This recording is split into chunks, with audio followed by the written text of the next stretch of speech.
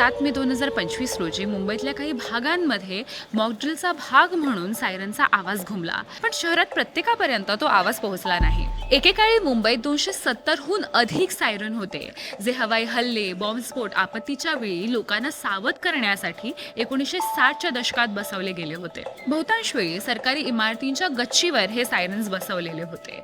पण महाराष्ट्र शासनाच्या directorate of civil डिफेन्सनुसार 2023 पर्यंत यापैकी फक्त 126 सायरन हे तांत्रिकदृष्ट्या कार्यरत होते.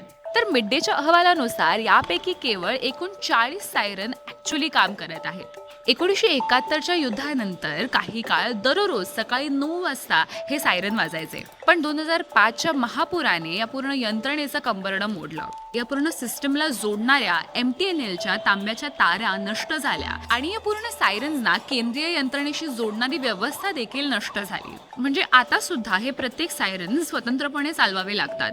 आपत्तीच्या वेळी त्यामध्ये समन्वय साधण्याची कोणती सिस्टम नाहीये. 2023 मध्ये सरकारने ही पूर्ण यंत्रणा कार्यान्वित करण्यासाठी प्रयत्न आणि अभ्यास सुरू केला होता. डिजिटल ट्रिगरिंग, नवीन नेटवर्क, खर्चाचा अंदाज हे सगळं तपासलं गेलं, पण नंतर ही योजना नोकरशाहीच्या जाळ्यात अडकली आणि त्याचं आता पुढे काय झालंय हे कोणालाच ठाऊक नाहीये. पण आपल्याकडे आता 4G 5G नेटवर्क आहे, SMS अलर्ट्स आहेत, मग त्यात सायरनची गरज काय असा प्रश्न पडू शकतो. पण सायरनचं खरं वैशिष्ट्य हेच आहे की ते वीज आणि सेल टॉवर्स यांच्यावर अवलंबून नाहीयेत. काही प्रगत देश आजही सायरनवर विश्वास ठेवतात, कारण ते जलद आणि सर्वसमावेशक आहे. इमर्जन्सीच्या वेळी एकाच वेळी सगळ्यांना सावध करण्याचं ते उत्तम साधन आहे.